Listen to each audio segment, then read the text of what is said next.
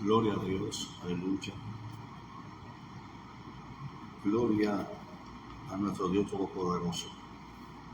En esta hermosa mañana, este hermoso día, miércoles, damos gracias a Dios por la oportunidad que el Señor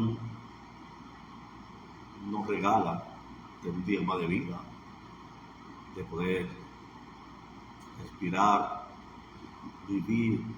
Sobre todo podemos agradecer a Dios por un nuevo amanecer. Siempre es una bendición, un privilegio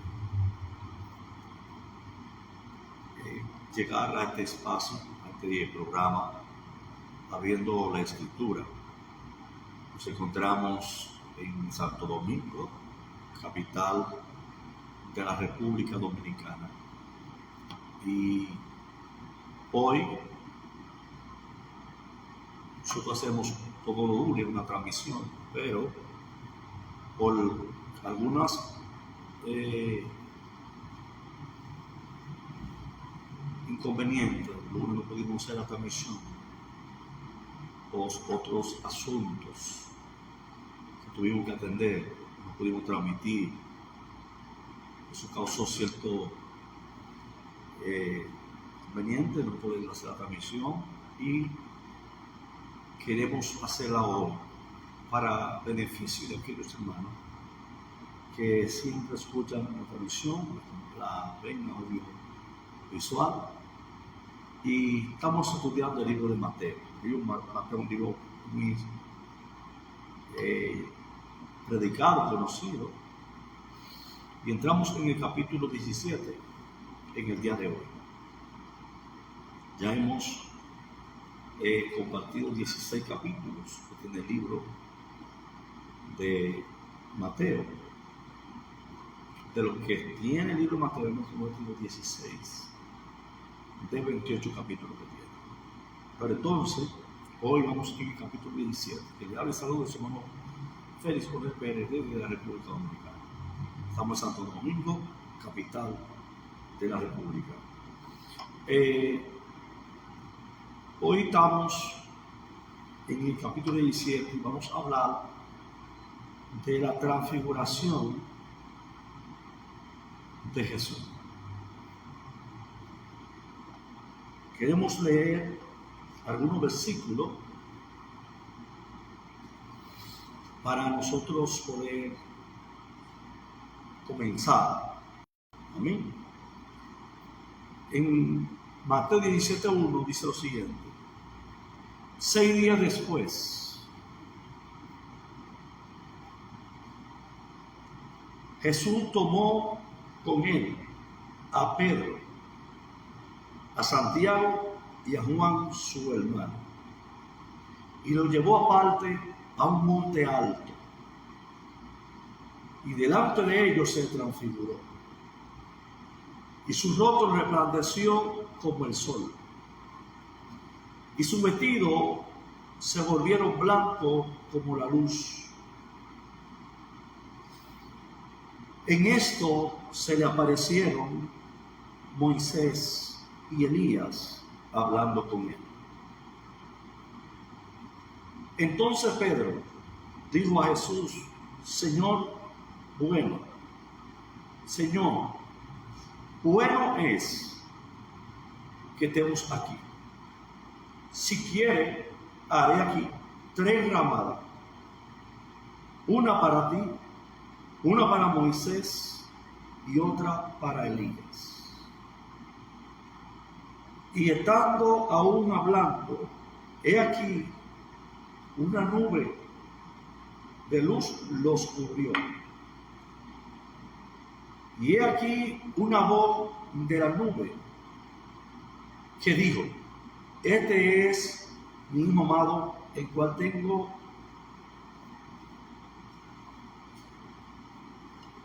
complacencia. Dejémoslo ahí. Nos quedamos en el versículo 5. Y terminó diciendo: a él oí. 6 días después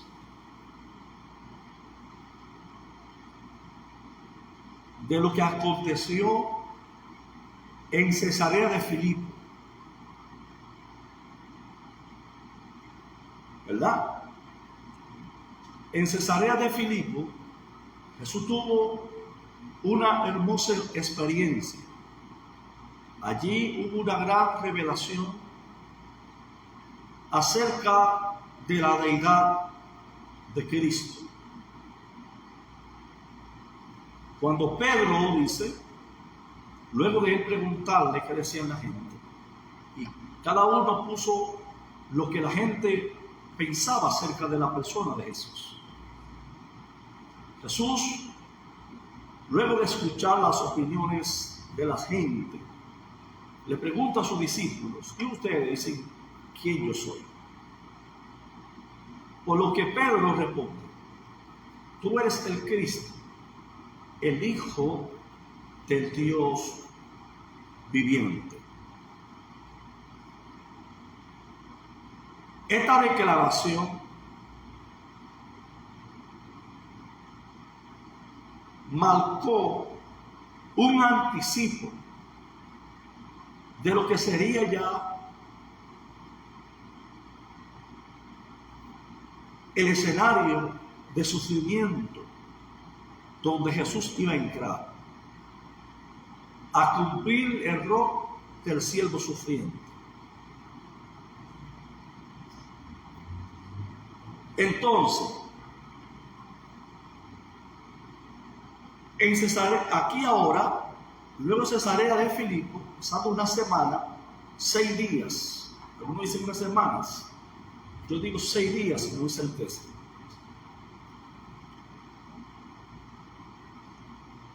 Tuvo otra gran experiencia sobrenatural en la transfiguración.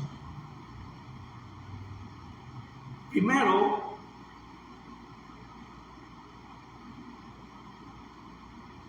la Biblia no especifica el lugar del monte en ese texto. Voy a leer otra traducción.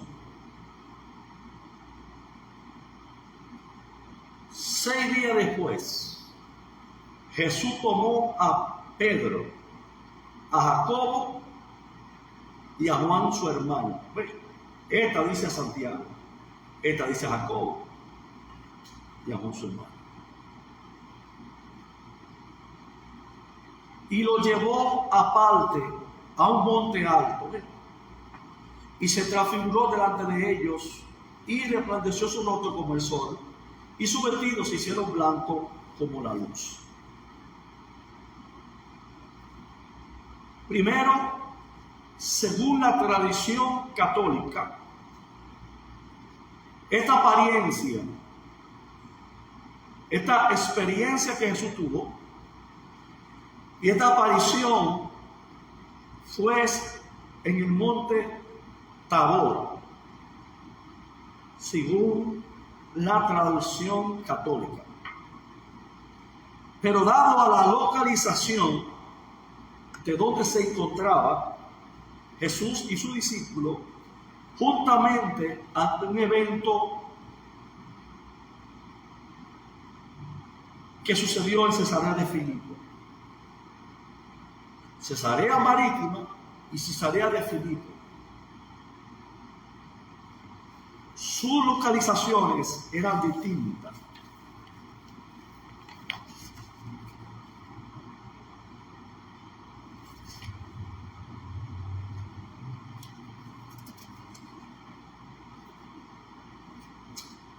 Gloria a Dios.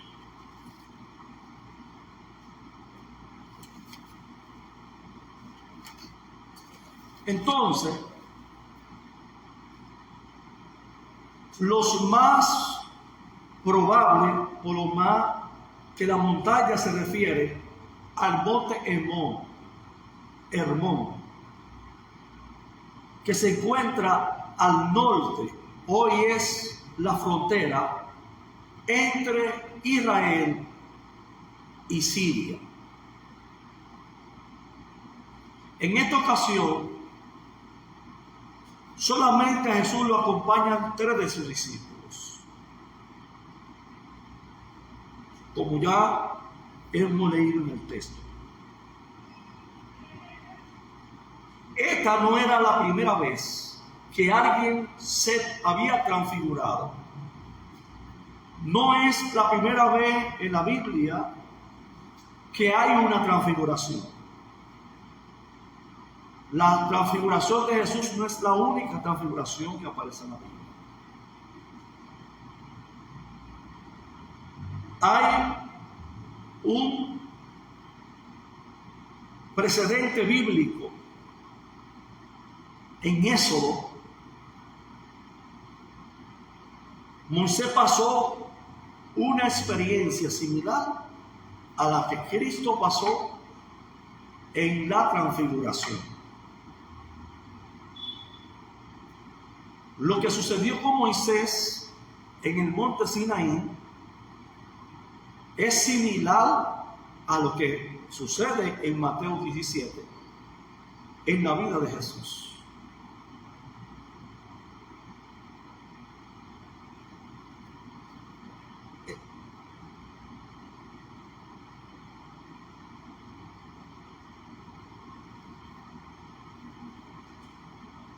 En Éxodo 17, en Éxodo 34, 29, dice lo siguiente: y aconteció que descendiendo Moisés del monte Sinaí,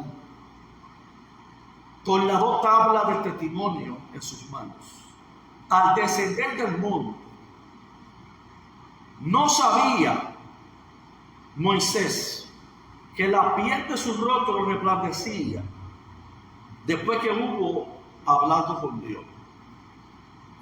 La Biblia cuenta que el rostro de Moisés brilla de tal manera que tuvo que cubrirse el rostro, porque era como ver directamente al sol.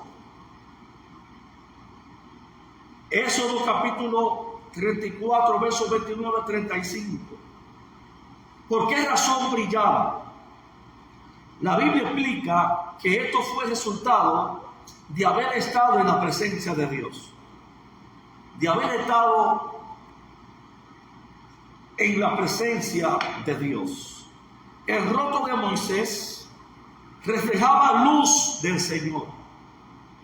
Y algo similar sucedió a Jesús. Él estaba orando en el monte alto cuando se transfiguró. Estaba hablando con Dios. Había subido al monte. Y allí dice que su rostro resplandecía y brillaba como luz. Algo impresionante. Lo mismo que Moisés tuvo que ser cubierto a causa del brillo que se en el rostro de Moisés, por estar en la presencia de Dios. La presencia de Dios, cuando impacta una vida, la transforma, la cambia.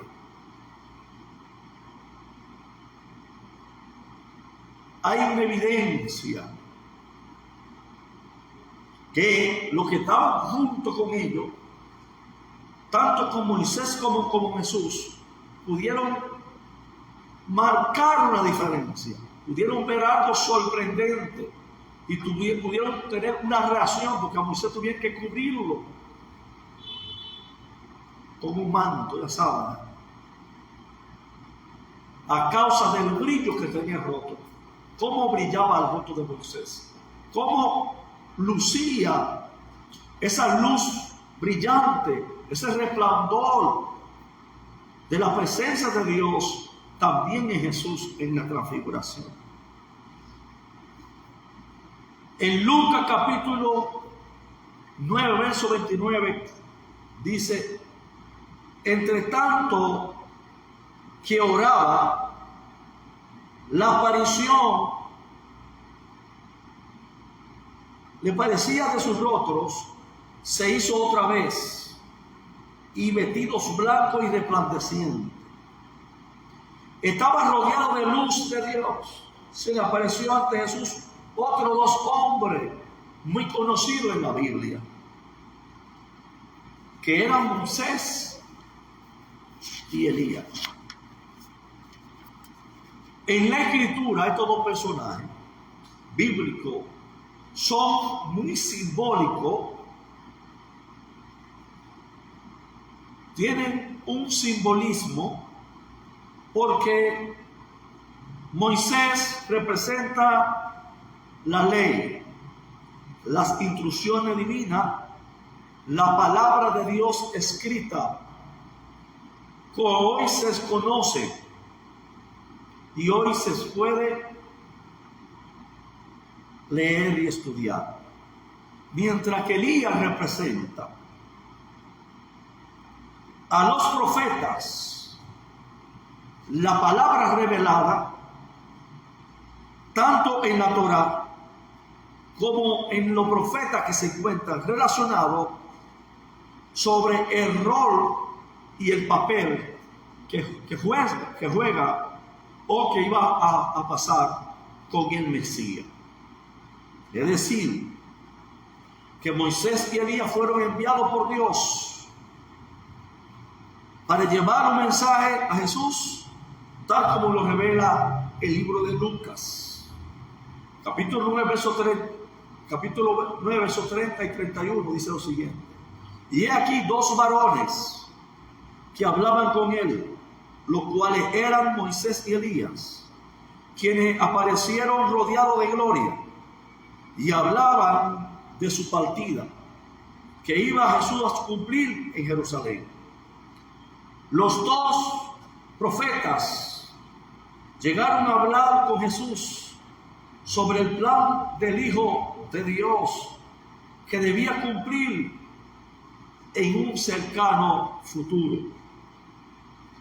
Él debía ir a Jerusalén para morir en la cruz como el Cordero de Dios que quita el pecado del mundo.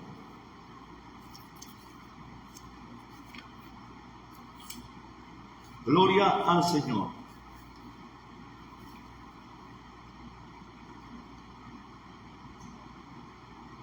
Entonces, en la lengua hebrea, esta es exclusiva, que significa que todo lo que Jesús, todos los días y el tiempo no están incluidos. Lucas dijo unos 8 días, pero en el griego esto es inclusivo, significa que todo está incluido. Es decir, los 6 días que aquí vemos fueron los mismos 6 días que vimos en la creación, en una lengua hebrea. Entonces,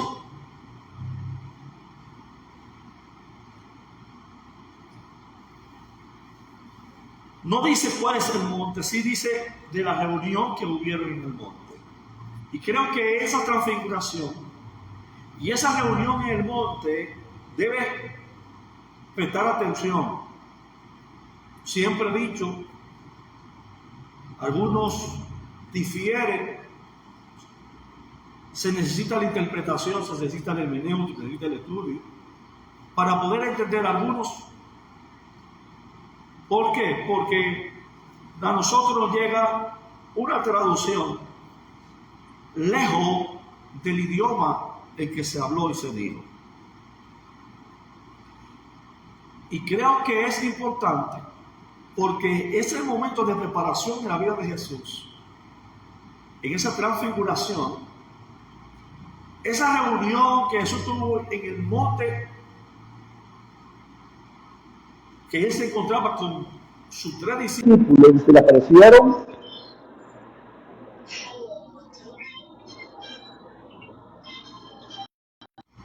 le aparecieron Moisés y Elías. Mientras abajo había muchas personas solamente había una reunión con unos cuantos arriba del monte. Visualice eso en el marco de la iglesia arrebatada.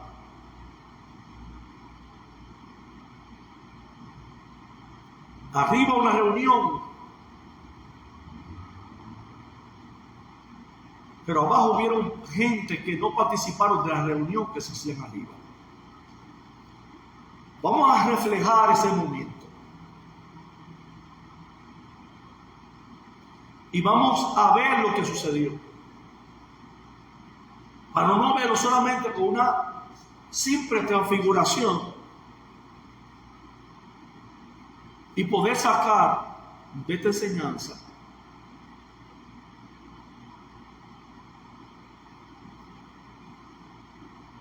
este hecho tan ocurrente de esta transfiguración de Jesús.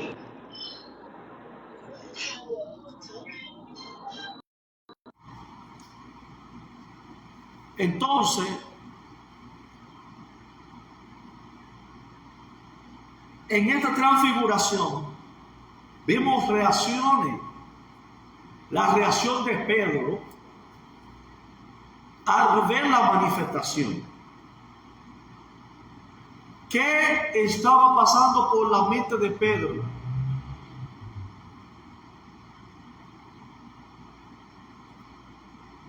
Hemos hablado.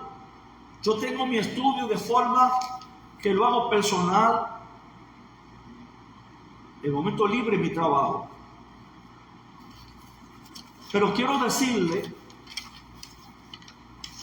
miren esta Biblia que estoy usando, esta Biblia del expositor bíblico, una Biblia de Jimmy Swaggart. Y mire qué comenta Jimmy Swaggart con respecto a la aparición de nuevos personajes. Y esto juega un papel importante e interesante, porque ambos hombres escribieron de Jesús, escribieron del Mesías. Un hombre que Dios lo desapareció, Moisés.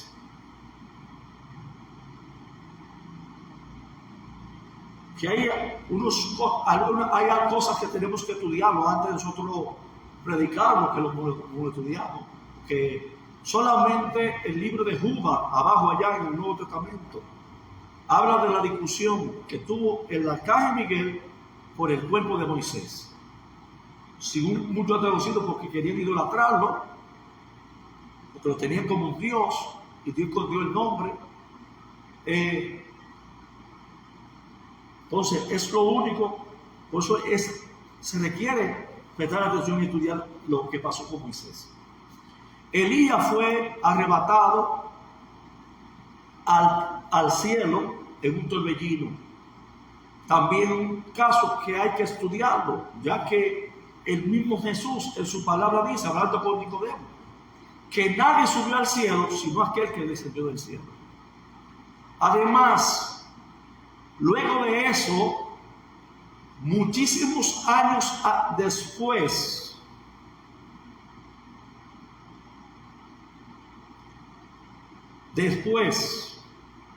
aparece una carta al rey Joram de Elías, enviando un mensaje por el pecado que tenía y cómo había hecho pecado del pueblo. Entonces, tanto esos temas, eso hay que analizarlo, porque hay discusiones sobre esos temas. Después de ser arrebatado al cielo, años después aparece una carta de Joram, una carta de Elías a Joram, por la condición del pecado que tenía cosas. Nosotros tenemos que estudiar la Biblia. Hay muchas cosas en la Biblia que nosotros tenemos que prestar atención y estudiarla y usar la interpretación, su contexto, porque, número uno, vamos a ver solamente un ejemplo para entrar ya en materia acá. Lean en su casa. Lucas capítulo 14, verso 26. Escuche qué dice Jesús. ¿Qué dice Jesús? Lucas capítulo 14, verso 26. De memoria me lo sé, porque ya yo lo estudié. Desde los pies hasta la cabeza. Desde la cabeza hasta los pies, los lados, arriba. Contexto inmediato, contexto según el texto. Usted va a ver si el contexto es inmediato, el contexto está lejano, usted puede interpretar las cosas. Allí dice que si alguno no aborrece, escuche bien, no aborrece a papá, a mamá, a hermanos, a hermana, no es digno de ser mi discípulo. Escucha bien. Entonces, eso tenemos nosotros que estudiarlo, hermano. Porque ahí textualmente, en la traducción, vemos a Jesús decir que si alguno no aborrece a papá, no aborrece a mamá, ni a sus hermanos, ni a sus hermanas, no es digno de mí. Aborrecer, usted lo puede traducir, tiene que ver con odio. La Biblia dice que el que aborrece a su hermano es homicida. ¿Verdad que sí? Jesús habló en Mateo 6, amar a vuestros enemigos. ¿Verdad que sí? ¿Cómo ahora Jesús salta? Nosotros tenemos que estudiar. Tenemos que estudiar la palabra para poder entender que no está hablando de un odio como tal y poder utilizar la semántica del texto de que Jesús estaba hablando en el momento, contexto inmediato o un contexto lejano, cuál era la lengua o el uso que se le daba en el momento al texto, según la cultura o según el lenguaje de la época y del tiempo que estaba Jesús hablando. ¿Se está entendiendo? Entonces, por eso digo que hay que estudiar. Pero volviendo, cerrando un paréntesis, volviendo al tema de la transfiguración, vemos a Pedro maravillarse y decir, al ver esta visión, Pedro creyó que había llegado el cumplimiento de una fiesta de los tabernáculos. Sukkot o Sukkot, como usted quiera llamarle a la fiesta, la cual apunta al milenio de paz que traerá el Mesías. En ese contexto se entiende lo que Pedro dijo. En ese contexto se entiende lo que Pedro estaba diciendo, a decir, vamos a hacer 3 ramadas.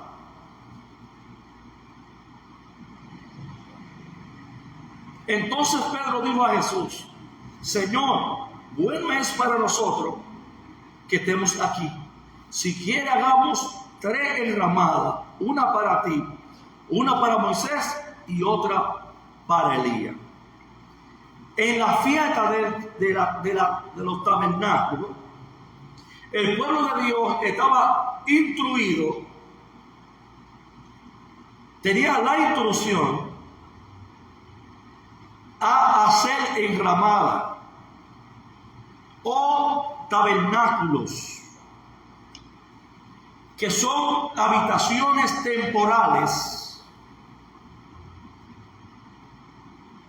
Levítico capítulo 23, versos 33 al 43.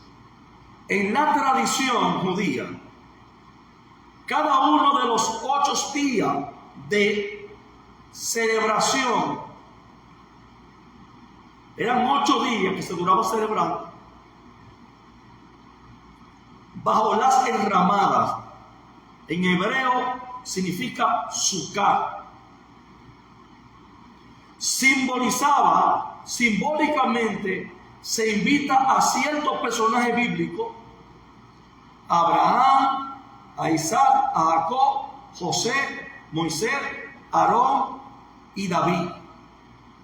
Por eso, cuando Moisés y Elías se presentan con Jesús, Pedro creyó que se estaba realizando el cumplimiento profético de la fiesta y ofreció levantar una Sucot para cada uno de ellos, como era tradición y costumbre entre los judíos en conmemoración a esa fiesta, donde se estaba incluido Abraham, Isaac, Jacob, José, Moisés, Aarón y David.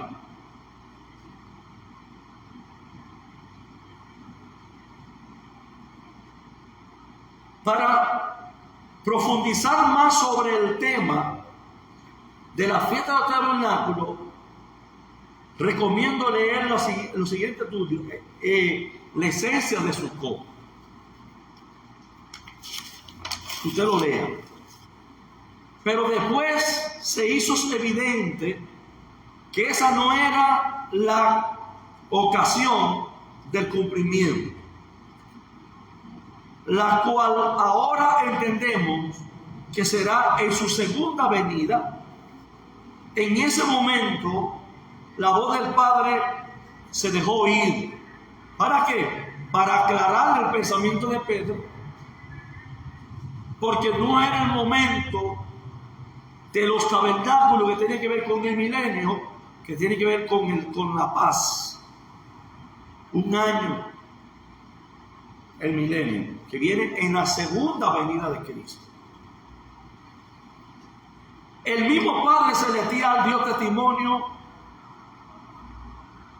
Mateo 16:5 dice lo siguiente: mientras él aún hablaba, una voz, una nube de luz les cubrió, y aquí una voz de la nube decía: este es mi amado, el cual tengo complacencia, a él oí.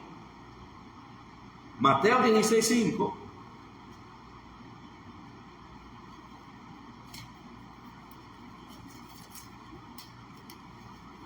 Y 17:5.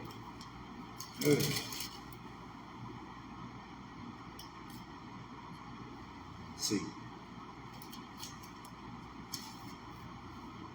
Mateo 16:5. Entonces, se cumple Isaías 42, verso 1 dice: he aquí mi siervo, yo le sostendré, mi escogido, a quien mi alma tiene contentamiento.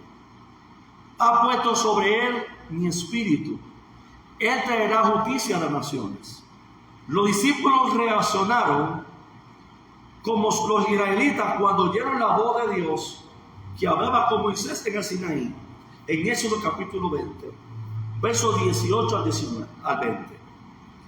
Mateo capítulo 17. A oír esto, verso 6, los discípulos se postraron sobre sus rostros y tuvieron gran temor. No sabemos cuánto tiempo permanecieron postrados, pero no es extrañaría que fuera durante un tiempo largo, pues Jesús lo tuvo que levantar. Verso 8 dice: entonces Jesús se acercó y los tocó y dijo: levantaos y no temáis. Y alzando ellos los ojos, a nadie vieron sino a Jesús solo. Después de esto, Jesús hizo una petición especial. Verso 9. Cuando descendieron de los montes, Jesús le mandó diciendo: no digáis a nadie la visión, hasta que el Hijo del Hombre resucite de los muertos. En una de las cartas, Pedro hizo referencia a este evento. Escuche bien con atención. Segunda de Pedro, capítulo 1, versos 17 y 18. Pues cuando él recibió, pues cuando él recibió de Dios, Padre, honra y gloria, le fue enviado del cielo magnífica gloria en voz que decía: este mismo amado en cual tengo complacencia. Y vosotros oímos esta voz enviada del cielo cuando estábamos con él en el monte santo. Pedro está dando testimonio de lo que sucedió más tarde. En este contexto, Pedro explica la importancia de la profecía bíblica. Segunda de Pedro, capítulo 1, versos 19 al 20, al 21 dice: tenemos también la palabra profética más segura, a la cual hacéis bien estar atento, como a una antorcha que alumbra en lugares oscuros, hasta que el día aclarezca y el lucero de la mañana salga en nuestros corazones. Y entendieron primero esto, que ninguna profecía de la Escritura es de interpretación privada, porque nunca la profecía fue traída por voluntad humana, sino por los santos hombres de Dios que hablaron siendo inspirados por el Espíritu Santo. Elías, en los momentos oscuros de la vida, la profecía bíblica nos guía para tener decisiones basadas en lo que Dios ha dicho y no en lo que nosotros queremos hacer. En lugar de dejarnos llevar por las circunstancias temporales, debemos seguir los alineamientos bíblicos, las escrituras y las profecías bíblicas. Entonces, verso Elías, conociendo los discípulos la profecía referente a Elías, le preguntaron a Jesús lo siguiente, verso 10. ¿Por qué pues, dicen los escribas, que es necesario que Elías venga primero?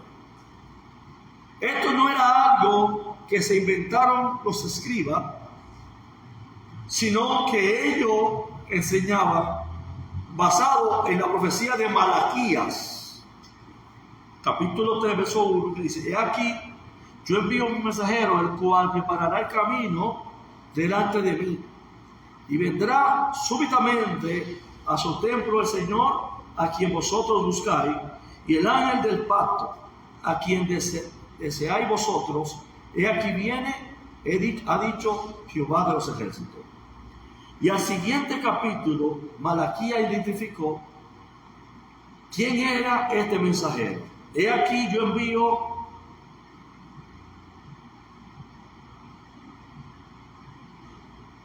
al profeta Elías antes que venga el día grande de Jehová. Elías vino primero.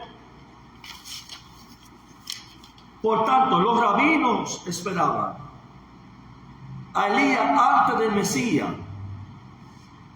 Entonces Jesús entendió la pregunta y aclaró lo siguiente para algunos que están ahí. Versículo 11 al 13 dice: respondiendo Jesús le dijo: a la verdad Elías vino primero y restauró todas las cosas, mas os digo que Elías ya vino y no le conocieron, sino que hicieron con él todo lo que hicieron. Así también el Hijo del Hombre padecerá de ello. Entonces los discípulos comprendieron que no estaba hablando de Elías, sino que estaba hablando de Juan el Bautista, con la similitud en cuanto a la autoridad en el ministerio, como presentó la autoridad del ministerio con Acab, así con Herodes se requería esta autoridad. Por eso Juan dice: el reino de los cielos sufre violencia y solamente los violentos lo arrebatan. ¿Por qué? porque estaba expresando la consecuencia por traer una verdad que podría venir sobre Elías cuando le dijo la verdad acá, que tuvo fue llevado al arroyo Iquerit, donde acá no tuviera jurisdicción. También vemos lo que sucedió con Juan el Bautista cuando le declaró a Herodes que la esposa de su hermano y que había un parentesco familiar no podía ser su mujer, porque ya había una ley que no permitía eso, descubrir a Herodes de la mujer de tu hermano. La mujer de tu hermano no descubrirá tú jamás. Ahí está Levítico. Por eso Juan el Bautista, cuando reprende a Herodes, es porque hay una ley dictada que no se podía. Y Herodes y su hermano, que él tomó la mujer de su hermano, donde había un parentesco, había una familiaridad, no podían según la ley. Esto fue lo que reprendió Juan. ¿Qué fue lo que reprendió? En acá Elías, la condición que Elías acá tenía el pueblo. Entonces, cada uno de ellos, en su función, tuvieron que enfrentar retos. Igual que hoy en día, la iglesia tiene un reto a enfrentar aquel mundo, el mundo oscuro, el mundo de los espíritus espirituales. Y tiene que estar llena del Espíritu Santo para hacerlo. Porque mientras más pasan los días, más arrecia el desafío. Sí, le invito a estar en la presencia de Dios, a resplandecer. Así como Jesús, antes de entrar en aquel desafío que iba a entrar, en ir a Jerusalén a morir, primero fue fortalecido, fue confortado, tuvo un encuentro, fue lleno, resplandeció su rostro, su vestidura, una presencia enorme de Dios. Así que Dios le guarde y Dios le bendiga.